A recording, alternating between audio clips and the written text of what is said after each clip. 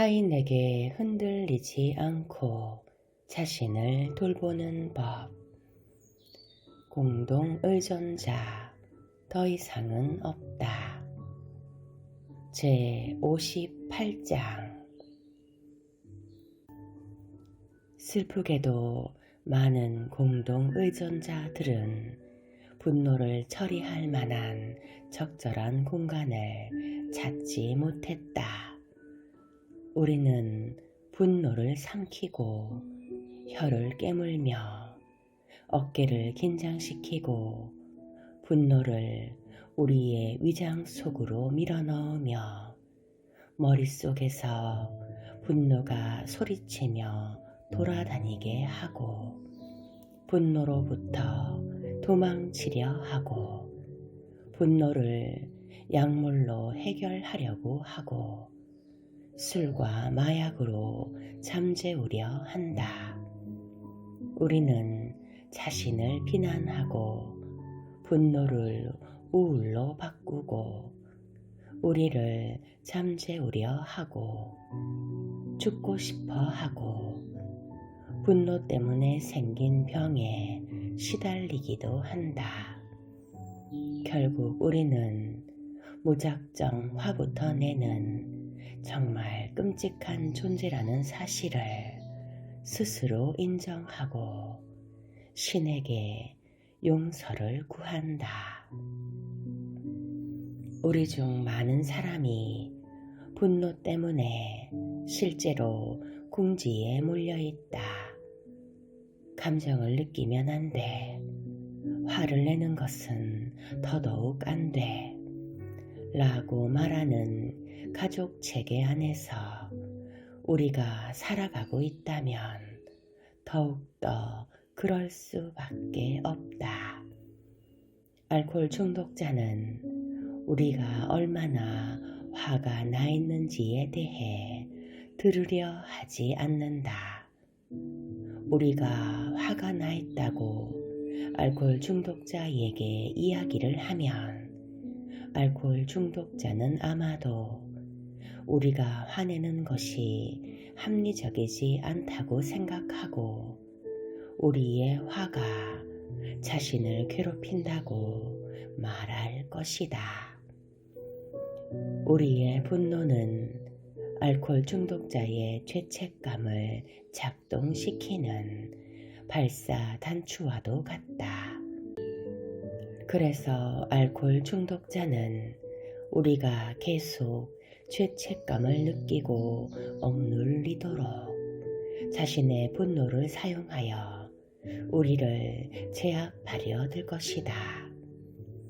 우리는 자주 자신이 어떤 감정을 가지고 있는지를 부모에게 말할 수 없거나 말하고 싶어 하지 않는다. 우리의 부모는 우리가 알코올이나 마약 문제를 가진 사람과 사귄다는 이유만으로 우리에게 화를 낼 것이다. 우리의 부모는 중독자들의 좋은 면을 이해하기는 하지만 우리를 어리석고 판단력이 없다고 생각할 것이다.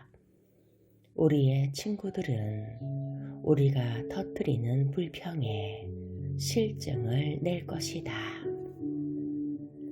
우리 가운데 어떤 공동 의존자들은 너무나 창피한 나머지 자신이 얼마나 분노하고 있는지를 신앙적으로 신뢰할 만한 사람에게조차 말할 수 없다고 생각한다.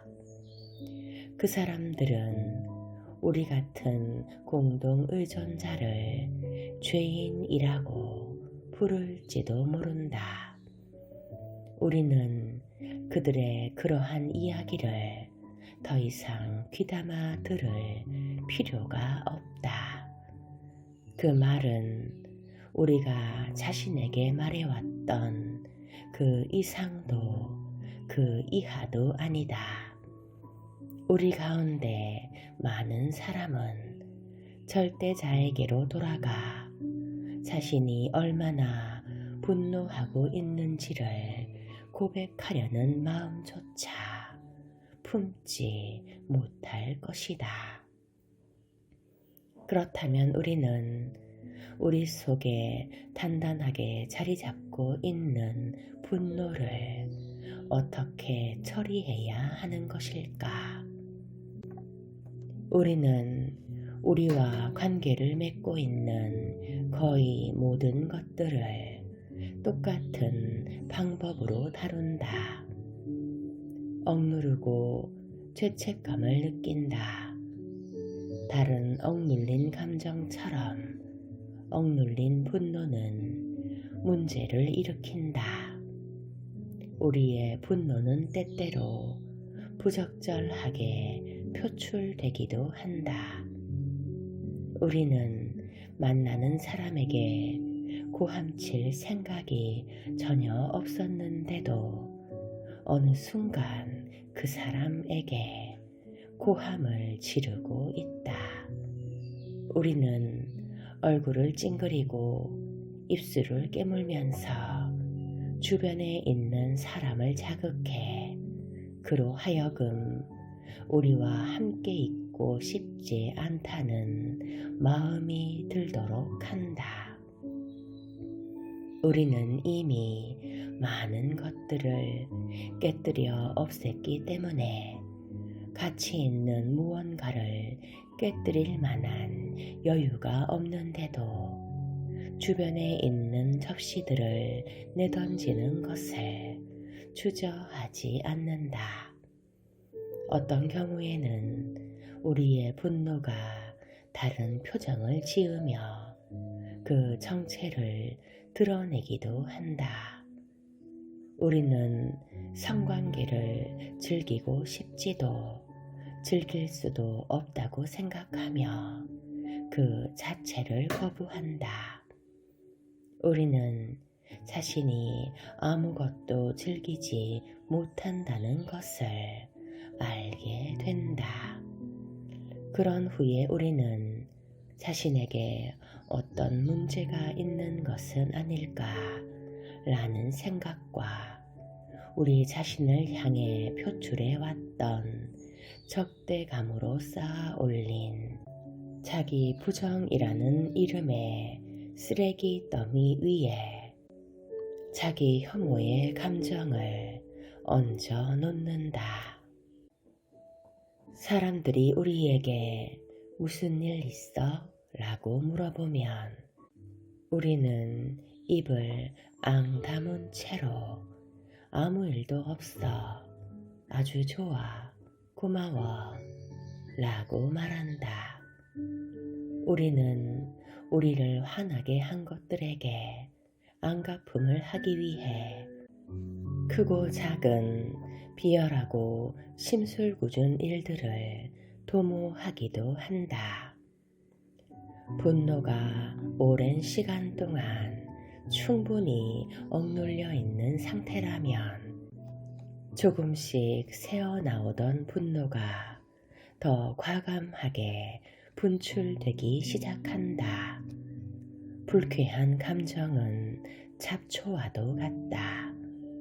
우리가 무시한다고 해서 분노가 없어지지 않는다. 그 감정은 제멋대로 자라나서 우리를 접수한다. 분노의 감정이 어느 날 솟구쳐 나올지도 모른다. 우리가 의도하지 않았던 것들을 말하게 될지도 모른다.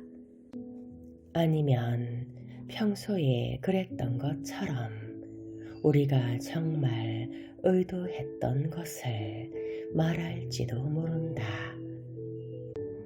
우리는 통제력을 상실해 싸우고 침뱉고 날카로운 비명을 질러대고 머리를 잡아당기고 접시를 깨뜨리게 하는 분노에 우리 자신을 내맡긴다. 아니면 우리는 스스로에게 상처 주는 일을 하기도 한다. 우리의 분노는 점점 굳어져 비통함과 증오, 모멸감, 강한 반감 또는 원한으로 변해가기도 한다. 우리는 여전히 내게 문제가 있나? 라는 생각을 버리지 못한다. 우리는 자주 그 질문을 되새긴다. 하지만 우리가 잘못한 것은 아무것도 없다. 당신은 화가 나는 게 당연합니다. 라는 책 제목처럼 우리는 당연히 화가 난다.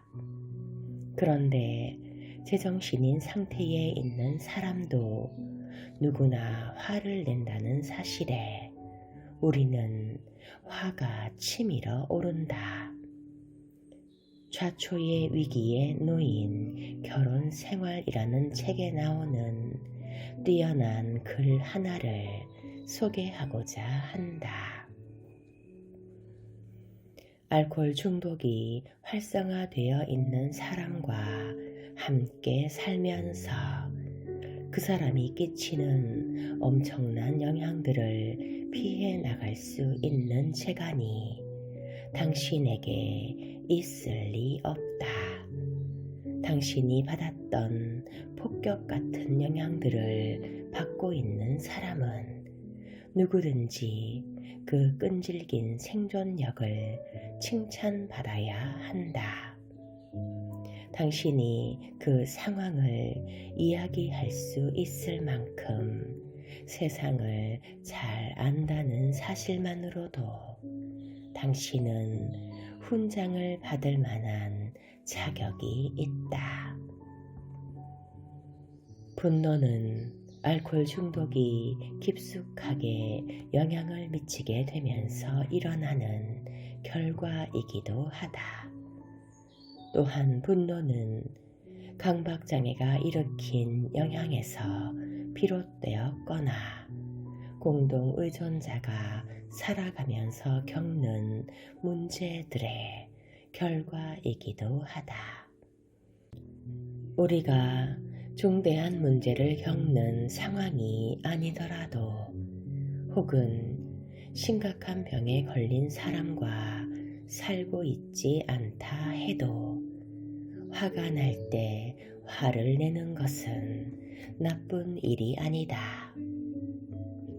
분노는 삶이 우리에게 미치는 수많은 뿌리 깊은 영향들 중 하나다.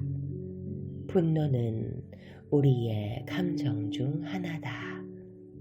그리고 분노가 솟구쳐 오를 때나 아니면 억누를 때나 어쨌든 우리는 분노를 느끼고 있다. 정신건강 분야의 전문가이자 내 친구인 샤론 조지는 이렇게 말한다. 나는 화를 내지 않는 사람을 신뢰하지 않아. 사람이란 화를 내든지 아니면 안갚음을 하든지 둘 중 어느 것 하나는 하게 되어 있지. 우리는 분노를 느낄 수 있는 전적인 권리를 가지고 있다. 우리는 화가 나는 만큼 화를 느낄 수 있는 전적인 권리를 가지고 있다. 다른 사람도 마찬가지다. 하지만 우리는 자신의 분노를 적절하게 다루어야 하는 책임을 무엇보다 먼저 스스로 질 수 있어야 한다.